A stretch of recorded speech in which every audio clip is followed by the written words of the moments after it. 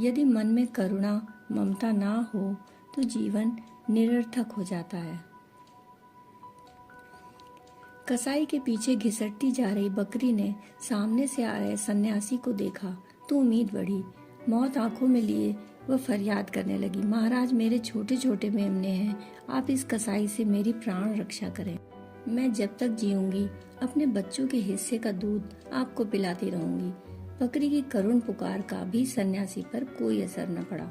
वह निर्लिप्त भाव से बोला, मूर्ख बकरी, क्या तू नहीं जानती कि मैं एक सन्यासी हूँ?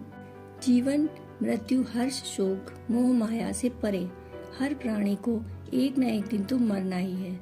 समझ ले कि तेरी मौत इस कसाई के हाथों लिखी है। यदि यह पाप करेगा तो ईश्वर इसे भी दंडित करेगा। मेरे बिना मेरे मेमने जीते जी मर जाएंगे। बकरी रोने लगी, नादान, रोने से अच्छा है कि तू परमात्मा का नाम ले। याद रख, मृत्यु नए जीवन का द्वार है। सांसारिक रिश्ते नाते प्राणी के मोह का परिणाम है। मोह माया से उपजता है, माया विकारों की जननी है। विकार आत्मा को भरमाए रखते हैं। बकरी निराश हो गई। सन्यासी के पीछे आ रहे कुत्ते से रहा न गया। उसने पूछा, सन्यासी महाराज, क्या आप मोह माया से पूरी तरह मुक्त हो चुके हैं? लपक कर सन्यासी ने जवाब दिया, बिल्कुल।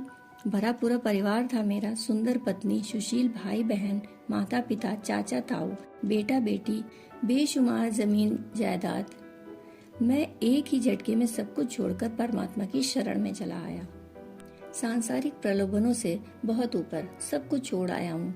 मोह माया का यह निरर्थक संसार छोड़ आया हूँ। जैसे कीचड़ में कमल, सन्यासी डींग मारने लगा। कुत्ते ने समझाया, आप चाहें तो बकरी की प्राण रक्षा कर सकते हैं। कसाई आपकी बात नहीं टालेगा।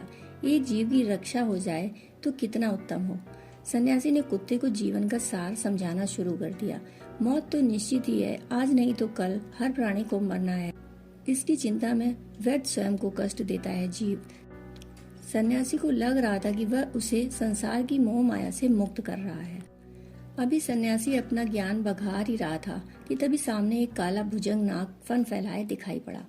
वह सन्यासी पर न जाने क्यों कुपित था, मानो ठान रखा हो कि आज तो तुझे डसूंगा ही। सांप को देखकर सन्यासी के पसीने छूटने लगे। मोह मुक्ति का प्रवचन देने वाले सन्यासी ने कुत्ते की ओर मदद के लिए देखा। कुत्ते की हंसी छूट गई। सन्यासी महोदय, मृत्यु तो नए जीवन का द्वार है, उसको एक न एक दिन तो आना ही है, फिर चिंता क्या? कुत्ते ने सन्यासी के वचन दोहरा दिए। इस नाग से मुझे बचाओ। अपना ही उपदेश भूलकर सन्यासी गिड़गिड़ाने लगा, मगर कुत्ते ने उसकी ओर ध्यान न दिया। कुत्ते ने चुटकी ली, आप अभी यमराज से बातें करें, जीना तो बकरी चाहती थी। इससे पहले कि कसाई उसको लेकर दूर निकल जाए, मुझे अपना कर्तव्य पूरा करना है। इतना कहते हुए कुत्ता छलांग लगाकर नाग के दूसरी ओर पहुंच गया। फिर दौड़ते हुए वह कसाई के पास पहुंचा और उस पर टूट पड़ा। आकस्मिक हमले से कसाई संभल नहीं सका और घबराकर इधर उधर भागने लगा। बकरी की पकड़ ढीली हुई तो वह जंगल में गायब हो गई। कसाई से निपटने के बाद कुत्ते ने सन्यासी की ओर देखा। सन्यासी अभी भी मौत के आगे कांप रहा था। कुत्ते का मन हुआ कि सन्यासी को उसके हाल पर छोड़कर आगे निकल जाए, लेकिन मन नहीं माना। वह दौड़कर विषधर के पीछे पहुंचा और पूंछ पकड़कर झाड़ियों की ओर उछाल दिया। सन्यासी की जान में जान आई। वह आभार से भरे नेत्रों से कुत्ते को देखने लगा। कुत्ता बोला, महाराज, जहाँ तक मैं समझता हूँ, मौत से वही ज्यादा डरते हैं जो केवल अपने लिए जीते हैं।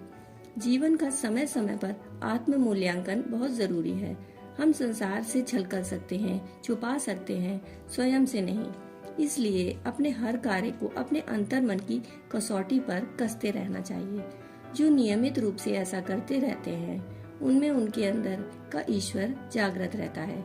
जिस दिन हम स्वयं से मुंह फेरने लगते हैं, उस दिन से पतन का आरंभ हो जाता है। जो सिर्फ अपनी चिंता करे, वैसे इंसान और पशु में क्या अंतर रह गया? पशु भी दूसरों की चिंता कर लेते हैं। गेरुआ पहनकर निकल जाने या कंठी माला डालकर प्रभु नाम जपने से कोई प्रभु का प्रिय नहीं हो जाता। जिसके मन में दया और करुणा नहीं, उसे तो ईश्वर भी नहीं पूछते। धार्मिक प्रवचन उन्हें उनके पाप बोध से कुछ पल के लिए बचा ले जाते हैं। जीने के लिए संघर्ष अपरिहार्य है। संघर्ष के लिए विवेक, लेकिन मन में यदि करुणा ममता ना हो तो ये दोनों भी आडंबर ही बनकर रह जाते हैं। दोस्तों, कहानी सुनने के लिए आपका बहुत बहुत आभार।